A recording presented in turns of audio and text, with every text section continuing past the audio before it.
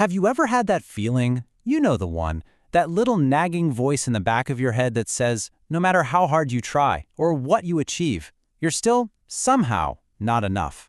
Well, if you've ever felt that, you are in good company. Today, we're going to get into that feeling, where it comes from, and what it really means to finally move past it. Is it that voice? The one that whispers you're just not good enough? You know? It questions your skills, your personality, your very core. Or maybe, for you, it sounds more like this. You're not smart enough. That constant, exhausting game of comparison, where you always feel like you're one step behind everyone else. And then there's this one, and this one can be the most painful of all. That deep, quiet terror that you are, fundamentally, not lovable enough. These are heavy questions, right? So let's actually get to the heart of where they even come from. So first, let's just sit with what this feeling is actually like. It's this private, kind of quiet ache that so many of us carry around. You know, you go about your day, you do all the things, you push yourself, and then in the quiet moments, it just comes rushing back. It sounds like an inner critic that is just impossible to please, a constant soundtrack of not quite there yet playing on a loop, especially when you're all alone with your thoughts. And really, that's what it all boils down to, isn't it? This exhausting, painful sense that you're failing at the most basic job you have, just being you. But what if that feeling isn't telling you the truth? Okay, this is where we start to flip the script. That feeling of being not enough, it doesn't come from you. It's not because you're broken. It comes from a lesson you learned, somewhere way back, about what makes you worthy. The root of this feeling is often something called conditional worth. And that's just a fancy way of saying it's this idea, usually learned when we're young, that our value isn't a given. It's not built in. Nope, it's something we have to prove and earn and constantly fight to keep. And we learn this through the messages we get all the time. You know, phrases just like these, whether they came from family or teachers or just the world around us. They teach a really subtle but powerful lesson. Who you are right now, it's not quite cutting it. You need to be better. And here's the really tricky part. Those messages from the outside, they don't stay on the outside for long. We take them in, and they become our own inner monologue. We start to believe that love and acceptance aren't just given, they're prizes for a performance well done. And of course, that core belief totally shapes how we act. It's why we might chase perfection until we're completely burnt out. It's why we find ourselves saying sorry all the time, even when we've done nothing wrong.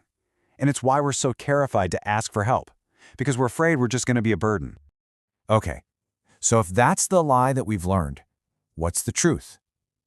This is where we get to dismantle that old, rusty belief system and replace it with something that's actually true. Here it is. This is the fundamental shift. The lie we're sold is that worth is something you have to earn, like a paycheck. But the truth?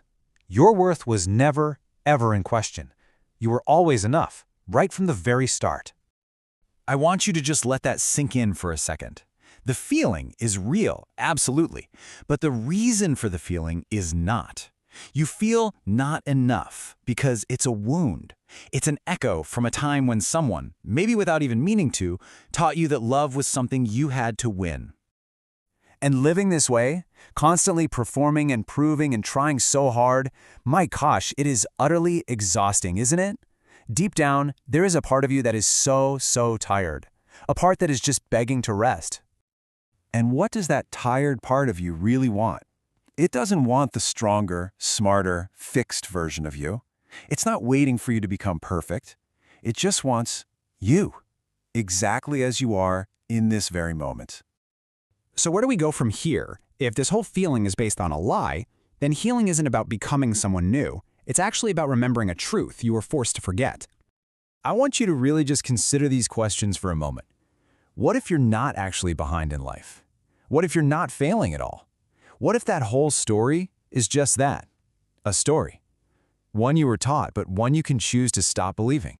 And this, right here, this is what healing is really all about. It's not about fixing flaws or adding new skills. It's an active remembering. It's a journey back to the truth of your own worth, the one that was there long before anyone ever told you it came with conditions. So, as we close out, I want to speak directly to that part of you that feels not enough. I want you to hear this.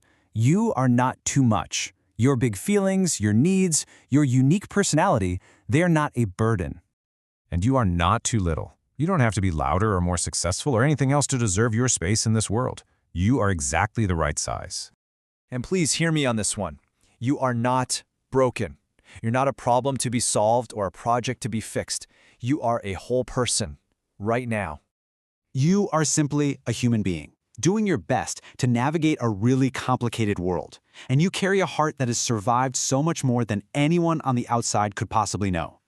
And that fact alone, your survival, your breath, your very existence right here, right now, that is and always has been more than enough. The challenge isn't to become enough, it's just to remember that you already are.